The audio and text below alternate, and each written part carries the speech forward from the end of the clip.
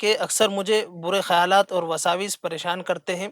نماز کی حالت میں بھی ایسے خیالات آتے رہتے ہیں کہ اس کو تحریر کرنا بھی مشکل ہے۔ حالانکہ کچھ نہ کچھ پڑھ کر ہی نمازوں کی پابندی بھی کرتا ہوں، کچھ پڑھ کر ہی سوتا ہوں۔ برے خیالات اور وساوس کے باوجود اگر آپ نماز پڑھ رہے ہیں، قرآن کی تلاوت کر رہے ہیں اور کوئی خیر کا کام کر رہے ہیں، انشاءاللہ آپ کو دوہرا اجر و ثواب ملے گا۔ تو اس لیے وساوس اور خیالات جو ہے یہ کم ہو سکتے ہیں، ختم نہیں ہو سکتے، یہ ذہن میں رکھیے۔ کہ کیا بدنگاہی کا مرض روحانی امراض میں آتا ہے اور بدنگاہی سے مجھے کیسے چھٹکارا مل سکتا ہے؟ کوئی دعا یا وظیفہ ہو تو بتائیں۔ بدنگاہی یہ زنا کے ابتدائی اسباب میں سے ہے جو شریعت میں حرام بھی ہے۔ دیکھیے، ایک نظر پڑی اور آپ نے نظر جھکا لی، یہ تو اجر و ثواب کی بات ہے۔ جتنی مرتبہ نظریں پڑی اور آپ نے جھکا لیا اتنے نیکی آپ نے کما لیا، لیکن نظر پڑی اور اس کے بعد آپ نے نظر کو گاڑ دیا۔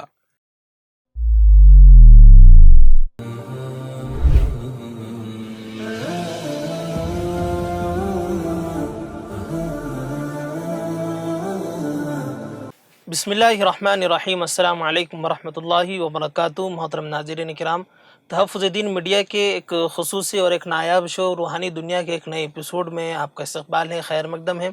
محترم ناظرین، جیسا کہ آپ سب جانتے ہیں کہ ہم مستقل 1 ڈیڑھ مہینے سے یہ سلسلہ شروع کیے ہوئے ہیں اور ناظرین کی طرف سے ہمیں محبتیں بھی مل رہی ہیں، لوگ حوصلہ مندی بھی کر رہے ہیں، پذیرائی بھی کر رہے ہیں، لہٰذا ہمیں اس سے نہایت خوشی بھی مل رہی ہے اور ایک جذبہ اور پیدا ہو رہا ہے۔ اس لیے یہ ایک تحریک ہے جو ہم چلا رہے ہیں کہ روحانی دنیا، روحانی عملیات کو پاک، صاف اور شفاف کیا جائے۔ لوگوں کے ذہنوں میں یہ بعض عقائد ایسے بیٹھ جاتے ہیں جس سے ان کا ایمان کبھی جو ہے تو خطرہ ہو جاتا ہے، تو اس لیے اس کی ضرورت پڑی اور ہم نے اس کو شروع کیا۔ حضرت مولانا محفوظ الرحمان صاحب فاروقی دامت برکاتہم ہمارے ساتھ مستقل وقت دے رہے ہیں۔ یہ حضرت کے لیے بہت بڑی بات ہے، ہمارے لیے کہ ہم لوگوں کے لیے سعادت مندی ہے کہ اپنے قیمتی اوقات کو جو ہے تو ہمارے لیے وہ صرف کر رہے ہیں۔ تو سب سے پہلے تو میں حضرت کا بہت بہت مشکور و ممنون ہوں کہ حضرت پھر آج ہماری اسٹوڈیو میں موجود ہیں، اور بڑھتے ہیں آج کے نئے سوالات کی طرف۔ تو آج کا جو سوال ہے وہ شیخ یوسف ہے، ریٹائرڈ انسپکٹر حیدرآباد سے۔ انہوں نے پوچھا ہے کہ اکثر مجھے برے خیالات اور وساوس پریشان کرتے ہیں۔ نماز کی حالت میں بھی ایسے خیالات آتے رہتے ہیں کہ اس کو تحریر کرنا بھی مشکل ہے۔ حالانکہ کچھ نہ کچھ پڑھ کر ہی نمازوں کی پابندی بھی کرتا ہوں، کچھ پڑھ کر ہی سوتا ہوں، اس کے باوجود مجھے چھٹکارا نہیں مل رہا ہے۔ آپ اس مرض کا علاج بتائیں۔ بسم اللہ الرحمن الرحیم وبہ نستعین۔ ماشاء اللہ، آپ کا سوال جو ہے دوسروں کی ترجمانی کر رہا ہے۔ خیالات اور وساوس کم ہو سکتے ہیں لیکن اس کا ختم ہونا مشکل ہے۔ خیالات سب کو آتے ہیں، اچھے اور برے خیالات آتے ہیں، اچھے لوگوں کو بھی آتے ہیں، برے لوگوں کو بھی آتے ہیں۔ اس کا لیکن توڑ کرنا چاہیے۔ برے خیالات اور وساوس کے باوجود اگر آپ نماز پڑھ رہے ہیں، قرآن کی تلاوت کر رہے ہیں اور کوئی خیر کا کام کر رہے ہیں، انشاءاللہ آپ کو دوہرا اجر و ثواب ملے گا۔ اس خوشخبری کے بعد آپ کو پریشان نہیں ہونا چاہیے، نہ برے خیالات کی وجہ سے کوئی اچھا عمل ترک کر دینا چاہیے۔ شیطان نمازی کو زیادہ بھٹکانے کی کوشش کرتا ہے۔ آپ دیکھتے ہیں کہ نماز کی جو ترتیب ہے کہ دنیا کو آپ نے پیچھے چھوڑ دیا تکبیر تحریمہ میں اور اللہ اکبر کہہ کے اللہ کے سامنے آپ حاضر ہو گئے۔ اب جیسی آپ حاضر ہوئے، آپ نے ثنا پڑھا، اس کے بعد پھر بعد میں ایک دکان پہ چلے گئے، اس کے بعد سورہ فاتحہ میں دوسری دکان پہ چلے گئے، ضم سورہ کے موقع پر کہیں آسمان پہ چلے گئے۔ ایسے خیالات اور وساوس لگاتار آتے رہتے ہیں۔ اچھا، بعض لوگوں کو تو یعنی جو ہے اچھے خیالات آتے ہیں، وہ عمرہ کر رہے ہیں، طواف کر رہے ہیں، ماشاءاللہ اسی میں ضم ہے، ادھر سے زبان سے تلاوت بھی جاری ہے۔ اچھا، بعض لوگوں کو اتنے برے خیالات آتے ہیں، جیسے آپ نے کہا کہ اس کو یعنی جو ہے ذکر کرنا بھی مشکل ہے، اور اتنے برے خیالات ہوتے ہیں کہ تحریر میں لانا بھی بہت مشکل ہے۔ وہ میں سمجھ گیا کہ بعض وقت جو ہے یعنی زنا کا خیال آ جاتا ہے، کچھ اور غلط چیزوں کا خیال آ جاتا ہے، کسی سے ساتھ کوئی معاملہ ہو رہا تھا تو دشمنی میں اس کو پلاننگ آپ بنا رہے ہیں، اس کو مرڈر کر دینے کا خیال آ جا رہا ہے، غصہ محسوس ہوتا ہے۔ تو خیالات کے اوپر اللہ تعالیٰ نے پکڑ نہیں رکھی ہے، سب سے بڑی اس کی شان رحیمی اور شان کریمی یہ ہے۔ ورنہ آپ دیکھیے، سوچئے تھوڑی دیر کے لیے کہ اگر نماز میں زنا کا خیال آتا تو عقل تو یہ کہتی کہ نماز فاسد ہو جانا چاہیے، اور اگر ایسی نمازیں فاسد ہوتے رہتی تو لوگوں کو وضو کرتے رہنا پڑتا تھا، نیت باندھنا پڑتا تھا، وضو کرتے رہنا پڑتا تھا، نیت باندھنا پڑتا تھا، کتنی مشکلات ہوتی تھی۔ اس کی شان رحیمی اور شان کریمی یہ ہے کہ تم کو برا خیال آؤ، اچھا آؤ، کم آؤ، زیادہ آؤ، اس کے باوجود وہ آپ کا پارسل قبول کرنے کو تیار ہے۔ آپ نے جیسی نماز ٹوٹی پوٹی پیش کی وہ بھی قبول کرنے کو تیار ہے۔ تو اس لیے وساوس اور خیالات جو ہے یہ کم ہو سکتے ہیں، ختم نہیں ہو سکتے، یہ ذہن میں رکھیے۔ اب پھر بھی اس کے باوجود یہ ہے کن چیزوں سے، کن وظائف سے یعنی جو ہے کم کر سکتے ہیں آپ، تو روایتوں میں آتا ہے کہ سورہ ناس جو ہے اس کے لیے بہت زیادہ مفید ہے۔ قل اعوذ برب الناس، یہ پوری سورت جو ہے 7 مرتبہ پڑھ لیں، سر پر ہاتھ رکھ کے ایک توجہ کے ساتھ، استحضار کے ساتھ، اور چلتے پھرتے کثرت سے درود شریف کا معمول بنائیں۔ انشاءاللہ یہ 2 عمل سے جو ہے آپ کے وساوس اور خیالات جو ہے یہ کم ہوتے رہیں گے، اور انشاءاللہ کبھی ایک وقت ایسا بھی آئے گا کہ اس سے نجات بھی مل جائے گی انشاءاللہ۔ اسی طرح اگلا سوال ہے شیخ مجیب انعامدار ورنگل سے، وہ پوچھتے ہیں کہ کیا بد نگاہی کا مرض روحانی امراض میں آتا ہے، اور بد نگاہی سے مجھے کیسے چھٹکارا مل سکتا ہے؟ کوئی دعا یا وظیفہ ہو تو بتائیں۔ ماشاءاللہ، یقیناً بدنگاہی کا مرض یہ روحانی امراض میں آتا ہے، اور اس کو دور کرنے کی فکر کرنا یہ ایمان کی علامت ہے۔ اگر آپ کوشش کریں گے تو اس سے چھٹکارا بھی مل جائے گا۔ سب سے پہلی بات تو یہ سمجھیے کہ قرآن کہتا ہے کہ قل للمؤمنین یغضوا من ابصارہم ویحفظوا فروجہم، یہ سورہ نور ہے، آیت نمبر 30 اور 31 ہے 18ویں پارے کے اندر۔ تو ترجمہ اس کا یہ ہے کہ مومنین سے کہہ دیجئے کہ اپنی نگاہیں نیچی رکھیں اور اپنی شرمگاہوں کی حفاظت کریں، یہی ان کے لیے پاکیزہ ہے۔ بے شک اللہ ان کے افعال سے باخبر ہے۔ اور مومن عورتوں سے بھی کہہ دیجئے وَقُلْ لِلْمُؤْمِنَاتِ يَغْضُضْنَ مِنْ أَبْصَارِهِنَّ وَيَحْفَظْنَ فُرُوجَهُنَّ، اور مومن عورتوں سے بھی کہہ دیجئے کہ اپنی نگاہیں نیچی رکھیں اور اپنے شرمگاہوں کی حفاظت کریں، اور اپنی زینت کے مقامات کو ظاہر نہ کریں، اور اپنے سینوں پر دوپٹے ڈال رکھیں۔ دوسری جگہ ارشاد خداوندی ہے وَلَا تَقْرَبُوا الزِّنَا، زنا کے قریب مت جاؤ، بے شک وہ بہت بری چیز ہے، سورہ اسراء آیت نمبر 32۔ بدنگاہی یہ زنا کے ابتدائی اسباب میں سے ہے جو شریعت میں حرام بھی ہے۔ اسی لیے فرمایا کہ دیکھو کسی کے اوپر بری نگاہ پڑی آپ کی، اور آپ کے ذہن میں کچھ برے خیالات آنے لگے، تو فرمایا کہ کسی عورت کے اوپر، کسی لڑکی کے اوپر آپ کی نگاہ پڑی اور بدنگاہی کا میٹر ڈاؤن ہونے لگا تو آپ کو احساس بھی ہو جاتا ہے۔ دیکھیے ایک نظر پڑی اور آپ نے نظر جھکا لی، یہ تو اجر و ثواب کی بات ہے۔ جتنی مرتبہ نظریں پڑی اور آپ نے جھکا لیا اتنے نیکی آپ نے کما لیا، لیکن نظر پڑی اور اس کے بعد آپ نے نظر کو گاڑ دیا، دیکھنا شروع کیا، غور و فکر کرنا شروع کیا، کون سا کلر ہے، کیسا کپڑا ہے، کہاں سیے ہوں گے، اور یعنی جو ہے اس کی فلاں چیز تو گوٹ بہت اچھی ہے، یہ چیز ہے، تو یہ جو خیالات ہے اب یہ آپ کو زنا کے قریب لے جا رہے، برے خیالات اس کو یہ بولیں گے، بدنگاہی اسی کو بولیں گے۔ اب یہ میٹر ڈاؤن ہو جا رہا، اب جتنی دیر اس میں مشغول رہیں گے آپ تو گناہوں کا میٹر ڈاؤن ہو گیا۔ معلوم یہ ہوا کہ نگاہ جو ہے یہ زندگی کے اعتبار سے آپ کو یعنی بظاہر تو بدنام نہیں کرتی، لیکن حقیقتاً جو ہے آپ کے ایمان کو کھوکھلا کر دیتی ہے، اور یہ سنگین جرموں میں سے ایک جرم ہے بدنگاہی، اور اس مرض کی وجہ سے عبادت کی حلاوت سے بھی انسان محروم ہو جاتا ہے۔ اب آپ قرآن پاک کے اندر غور کر رہے ہیں کہ مومنوں کو حکم دیا جا رہا ہے کہ آپ اپنی نگاہیں نیچی رکھیں، اسی طریقے سے مومنات کو بھی حکم دیا جا رہا ہے۔ اب دیکھیے اس زمانے میں ہماری مائیں اور بہنیں جو ہے ماشاءاللہ نمازی بھی ہوتی ہے، عالمہ بھی ہوتی ہے، دیندار بھی ہوتی ہے، سب کچھ ہے، یہ لوگ برقع پہن کر اپنے آپ کو سمجھتے ہیں کہ ہماری نگاہیں نیچی ہو گئی، حالانکہ نہیں، آپ برقع پہنے ہوئے ہیں، سب کچھ ہے، آپ اپنی حفاظت کر رہے ہیں، لیکن آپ کے دل کا چور جو ہے نگاہوں کے ذریعے سے بد نگاہی پر آپ کو ڈال رہا ہے۔ آپ کسی مرد پر، کسی نوجوان لڑکے پر غور و فکر کر رہے ہیں، یا اور آپ اس کو کسی گھور کر دیکھ رہے ہیں، نگاہیں جما کر دیکھ رہے ہیں، اس کے بارے میں ریسرچ کر رہے ہیں، تو آپ کی تو آنکھ کھلی ہے، بعض وقت تو کیا ہوتا ہے کہ آپ کے برقعے میں سامنے والا مرد آپ کو تو نہیں دیکھ سکتا، لیکن آپ تو ان کو دیکھ سکتی ہیں. تب آپ کا کیا عمل ہونا چاہیے؟ آپ کا بھی عمل یہ ہونا چاہیے کہ جیسے ہی کسی مرد پر، کسی لڑکے پر نظر پڑی، فوراً نگاہ نیچی کر لے. وَقُلْ لِلْمُؤْمِنَاتِ يَغْضُضْنَ مِنْ أَبْصَارِهِنَّ. یہ کہیں نہیں ہے کہ برقع پہنے ہوئے ہیں تو گھور سکتے ہیں بول کے، اور برقع پہنے ہوئے ہیں تو کسی کو بھی دیکھ سکتے ہیں.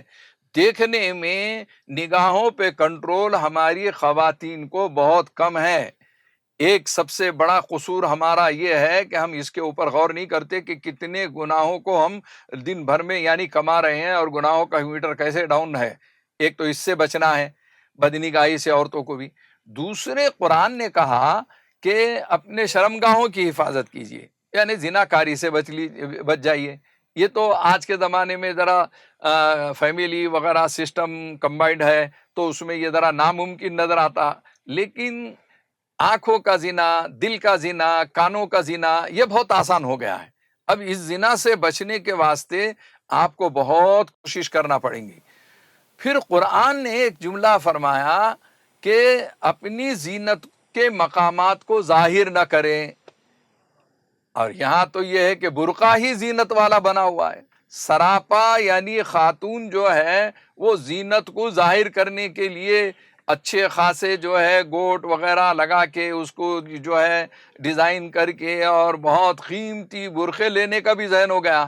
ارے بھائی، اندر آپ کپڑا قیمتی پہنیے اور اوپر سے چادر اوڑھ رہے ہیں، سمجھ جائیے کوئی ایسی چیز کے جس کے اوپر مرد کی نظر نہ جائے. برقع ایسا پہنے کہ وہ مرد جو ہے مجبور ہو جائے دیکھنے کے واسطے. یہ تو آپ غلط کی دعوت دے رہے ہیں نا، یہ تو گناہ کی دعوت دے رہے ہیں نا. تو برقعوں کو سادگی میں لاؤ، برقعوں کو زینت کا جیسا معاملہ مت رکھو. اور پھر تیسری چیز جو بہت اہم ہے، اپنے سینوں پر دوپٹے ڈالے رکھیں. لفظ سینہ صاف طور پر قرآن نے کہا، اس میں بولنے میں کوئی حرج نہیں ہے. اب آج کل جو ہے گھریلو اعتبار سے تو اس کی بہت بے احتیاطی ہوتی ہے، سینوں پر دوپٹے ہی نہیں رہتے. آج کل کے دوپٹے ایسے ہیں جیسے چندی ہے، چندی، وہ چندیاں لٹکا لیے، یہ چندیاں گلے میں ڈال دیے یا رومال گلے میں ڈال دیے، ویسا معاملہ ہے. دوپٹہ وہ دوپٹہ ہو جس سے سینہ کبھی بھی نظر نہ آئے، کوئی دیکھنا بھی چاہے تو نہ دیکھ سکے. ایسا دوپٹہ جیسے کہ آپ نماز کی حالت میں اپنے آپ پر دوپٹے کو لپیٹ لیتی ہیں، اکثر گھر میں ویسا رہنا چاہیے. وہاں بہت زیادہ بے احتیاطی ہوتی ہے. وہاں خلیرے بھائی ہے، چچیرے بھائی ہے، کوئی اور مہمان ہے، اپنے شوہر کے دوست آ جاتے ہیں، فلاں چیز ہے، تو سینے پر دوپٹے ڈالے رکھیں. یہ گھروں میں اس کا جب اہتمام کرنے کی عادت ہوگی تو باہر جانے کے بعد بھی فنکشنوں میں، اس میں ساری چیزوں میں اس کی حفاظت آپ خود کر لیں گے، ورنہ اللہ کی مار پڑ سکتی ہے. دیکھیے، آپ ظاہری طور پر کوئی گناہ کر لو، لیکن میں اکثر کہا کرتا ہوں کہ اللہ کی لاٹھی میں آواز نہیں ہے. اللہ تعالیٰ خوب ڈھیل دیتے ہیں، خوب ڈھیل دیتے ہیں. اب صبح ہوئی، جس پہ اترارے تھے نا چہرے پہ، وہ چہرے پہ فالج مار دیا، منہ ٹیڑھا ہو گیا، ہاتھ ٹیڑھا ہو گیا، پیر ٹیڑھا ہو گیا، چلنے کو لنگڑتے ہوئے جا رہے ہیں. تب آپ کو ارے یہ تو فالج ہے، فالج ہے. فالج نہیں ہے، یہ تمہارا جو گناہ ہے وہ حد سے زیادہ ہو چکا ہے. صبر کا پیمانہ جیسے کسی کا لبریز ہو جاتا ہے، قدرت مجبور ہو کے کوئی اس کو سزا دیتی ہے. پہلے تو اللہ تعالیٰ کی شان رحیمی، شان کریمی یہ ہے کہ 99 گناہوں کو معاف کر رہے ہیں. تو اللہ کے واسطے ہمارے خواتین جو ہے، جو سن رہی ہیں، ان سے گزارش ہے کہ یہ باتوں کا بہت خیال رکھیں. اپنے نگاہوں کی حفاظت، بد نگاہی سے بچنا آپ کو بھی بہت ضروری ہے، اور اپنے بچوں کو بھی تعلیمات دیتے جائیں. سورہ اسرا کے اندر بد نگاہی کے متعلق بہت ساری تفصیلات ہیں، اور 18ویں پارے کے اندر بھی ہے سورہ نور میں. تو زنا کے ابتدائی اسباب جو ہوتے ہیں اس پر کنٹرول کرنے کی آپ ایک تو کوشش کریں. پھر بھی خیالات اور وساوس آ رہے ہیں تو آپ چلتے پھرتے جو ہے لا حول ولا قوت الا باللہ العلی العظیم یہ پڑھتے رہیں، اس کا ورد کرتے رہیں. بد نگاہی سے یعنی جو ہے جو نقصانات ہو سکتے ہیں اور جو سزا مل سکتی ہیں، تو وہ ساری چیزوں کو ذہن میں رکھنے کی کوشش کریں. انشاءاللہ العزیز یہ چیزیں جو ہے آپ کو اسپیڈ بریکر کا ذریعہ بنے گی، اور چند دن کے اندر یہ مرض آپ کا ختم ہو جائے گا. اسی طرح مولانا صاحب ایک سوال ہے کہ میرے ماں باپ سے مجھے بہت محبت ہے، کوئی ایسا عمل بتائیں کہ میرے ساتھ میرے والدین کی بھی گناہ معاف ہو جائیں۔ یہ محمد ابو بکر ہیں، ناندیڑ سے یہ سوال کرتے ہیں۔ ماشاء اللہ، آپ کو والدین کا خیال ہے اور والدین کے ساتھ آپ کی محبت ہے، اور اس کے لیے آپ یہ چاہتے ہیں کہ ان کے بھی گناہ معاف ہو جائیں۔ تو دیکھیے، دراصل احادیث میں جو گناہوں کے معافی کا عمل ہے، اس سے گناہ صغیرہ مراد ہے، اور گناہ صغیرہ کی معافی تو ہو سکتی ہے، البتہ گناہ کبیرہ کی معافی میں توبہ بہت ضروری ہے۔ ایک حدیث کا مفہوم ہے، حضرت ابن عباس رضی اللہ عنہ سے مروی ہے کہ حضور پاک صلی اللہ علیہ وسلم نے فرمایا کہ جو شخص جمعہ کی نماز کے بعد 100 مرتبہ سبحان اللہ العظیم و بحمدہ پڑھے، سبحان اللہ العظیم و بحمدہ پڑھے، اللہ تعالیٰ اس کے 1000 گناہ معاف فرما دیں گے، اور اس کے والدین کے گناہ بھی معاف فرمائیں گے۔ یہ عمل الیوم واللیلہ لابن سنی صفحہ نمبر جو ہے 331 پر ہے۔ تو یہ حوالے کے ساتھ ہے کہ یہ ایک ایسا یعنی جو ہے وظیفہ ہے کہ جو شخص جمعہ کی نماز کے بعد 100 بار سبحان اللہ العظیم و بحمدہ پڑھے گا تو اس کے 1000 گناہ معاف ہوں گے، اور اس کے والدین کے بھی گناہ انشاءاللہ معاف ہوں گے۔ لیکن اس سلسلے میں سب سے اہم چیز جو ہے وہ یہ ہے کہ پہلے تو گناہوں سے بچیں، اور جیسے ہی گناہ ہو جائے فوراً توبہ و استغفار کر لیا کریں، اس کی عادت بنا لیں۔ اب والدین کے سلسلے میں جو آپ کو فکر ہے، تو والدین کے سلسلے میں رب ارحمہما کما ربیانی صغیرا، رب ارحمہما کما ربیانی صغیرا، یہ دعا کا اہتمام کر سکتے ہیں۔ ربنا اغفر لی ولوالدی وللمؤمنین یوم یقوم الحساب، ربنا اغفر لی ولوالدی وللمؤمنین یوم یقوم الحساب۔ پھر اپنے اساتذہ ہے، اپنے بڑے ہیں، اپنے خاندان کے لوگ ہیں، ان کی مغفرت کے لیے، مرحومین کے لیے ربنا اغفر لنا ولوالدینا ولاساتذنا ولمشائخنا ولصغائرنا ولکبائرنا ولمن کان له حق علینا ولمن اوصانا بالدعاء ولجمیع المؤمنین والمؤمنات والمسلمین والمسلمات الاحیاء منهم والاموات انک سمیع قریب مجیب الدعوات۔ تو ربنا اغفر لنا ولوالدینا یہ جو ہے وہ تھوڑا یاد کر لیجئے، اس میں سب لوگوں کو، آپ کے جتنے محسنین ہیں ان تمام مرحومین کے لیے آپ دعائے مغفرت کر رہے ہیں۔ انشاءاللہ آپ کا جو جذبہ ہے وہ قابل تعریف ہے۔ اللہ تعالیٰ مرحومین کی مغفرت فرمائے۔ آمین۔ اسی طرح ایک اگلا سوال ہے کہ میں ایسی بیماری میں مبتلا ہوں کہ چلنا پھرنا دشوار ہے اور بستر پر برسوں سے پڑا ہوا ہوں۔ اورنگ آباد ٹائمز میں روحانی علاج کے کالم کو بار بار پڑھتا ہوں، اور یہ سلسلہ اچھا بھی شروع کیے، کیونکہ بیمار کا ساتھی قرآن اور دعائیں اور کچھ دینی کتابیں ہی ہو سکتی۔ مجھے ایسا عمل بتائیں کہ میں بیماری کی ہر حالت میں پڑھتا رہوں اور مجھے کچھ سکون ملے، مصیبت سے نجات ملے۔ فیاض چودھری، ممبئی سے۔ ماشاءاللہ، آپ جو ہے اخبارات کا مطالعہ کرتے ہیں، یہ سمجھ میں آتا ہے، اس لیے آپ نے اورنگ آباد ٹائمز کا حوالہ دیا کہ اس میں روحانی کالم۔ اسی طریقے سے ایشیا ایکسپریس میں بھی آج کل ہمارا روحانی دنیا سوال و جواب کا کالم آتا ہے ہر بدھ کے دن، اور الحمدللہ جو ہے اللہ تعالیٰ نے ہمارے اس عمل کو اتنا قبول فرمایا ہے کہ حیدرآباد کے اخبارات گواہ ہے، منصف ہے، رہنما دکن ہے، یہ کئی اخبارات نے سال 2 سال تک کے جو ہے یہ سوالات جوابات کو چلایا ہے۔ تو یہ جو اس میں پڑھنے کے بعد بہت سارے لوگوں کو جو شفا ملی ہے، لوگوں کے ذہنوں میں جو غلط بات تھی وہ ختم ہو گئی ہے، تو اس اعتبار سے دیکھا جائے تو یہ واقعتاً جو لوگوں کے تاثرات ہوتے ہیں وہ ہمارے لیے حوصلہ افزائی کا ذریعہ بنتے رہتے ہیں۔ ماشاءاللہ، آپ کا ایمان اور عقیدہ مضبوط ہے، اہل خانہ جو آپ کی خدمت کر رہے ہیں قابل تعریف ہے، قابل قدر ہے، اللہ تعالیٰ انہیں مزید آپ کی خدمت کی توفیق دے۔ آپ ایسی بیماری میں صرف یہ خیال کیجئے کہ حضرت ایوب رضی اللہ عنہ، حضرت ایوب علیہ السلام کی بیماری کا تصور کیجئے کہ وہ ان کے جسم میں کیڑے پڑے ہوئے ہیں، وہ کیڑے نیچے جاتے ہیں، اس کو اوپر ڈال دیتے ہیں، اتنی یعنی سخت تکلیف اور شدت کی تکلیف کے باوجود وہ جو ہے اللہ سے راضی ہو کے اس دنیا سے گئے ہیں۔ تو صبر ایوب بھی اسی لیے مشہور ہے، وہ نبی ہونے کے باوجود اتنی بڑی مصیبت اور آزمائش سے دوچار ہوئے تھے، اور صبر کرتے اور صبر ایوب مشہور ہو گیا ہے. مشہور اصطلاح بن گئی ہے کہ بھئی ارے صبر ایوب چاہیے، بولے صبر ایوب چاہیے. روایتوں میں آتا ہے کہ پورے جسم میں جب کیڑے پڑے ہوئے تھے، جب کوئی کیڑا جسم سے الگ ہوتا، نیچے گر جاتا، تو اس کو آپ اٹھاتے اور جسم پر رکھتے اور فرماتے کہ اللہ نے تیری غذا میرا جسم رکھا ہے.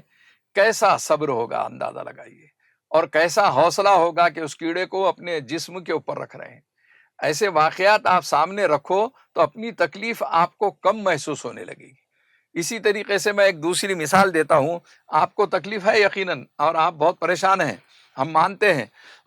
لیکن اگر آپ کے کوئی ذمہ داریاں میں آپ کو ساتھ میں لے جاؤں دواخانے کے لیے، اور دواخانے میں ایک بستر کے اوپر ایک شخص پڑا ہوا ہے 6-8 مہینے سے، چمچے سے اسے پانی پلا رہے ہیں، پیشاب پاخانہ وہیں اٹھا رہے ہیں، اس کے سرانے کھڑے رہ کر دل پر ہاتھ رکھ کر بولیے کہ اس کی تکلیف زیادہ ہے کہ آپ کی تکلیف زیادہ ہے، تو آپ یہ کہیں گے کہ اس کی تکلیف زیادہ ہے.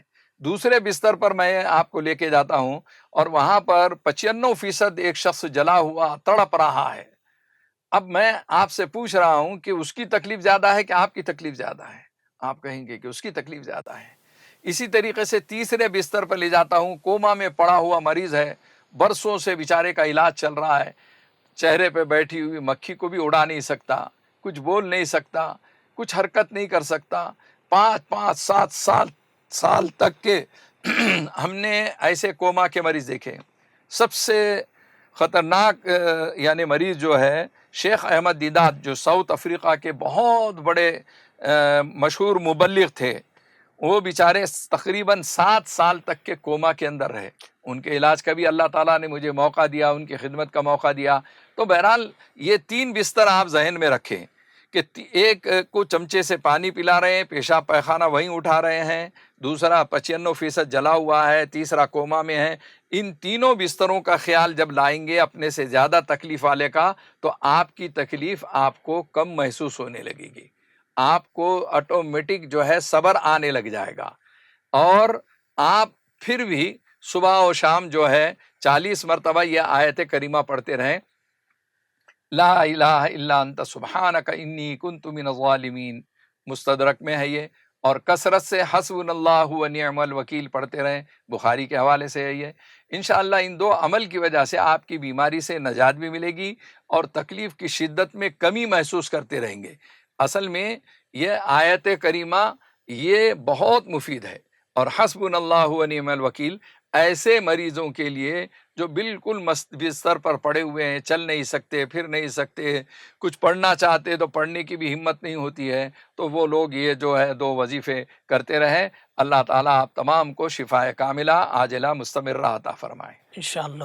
ناظرین آج کے لیے بس اتنا ہی، پھر انشاءاللہ اگلے ہفتے ملاقات ہوگی. شکراً، جزاک اللہ. السلام علیکم ورحمۃ اللہ.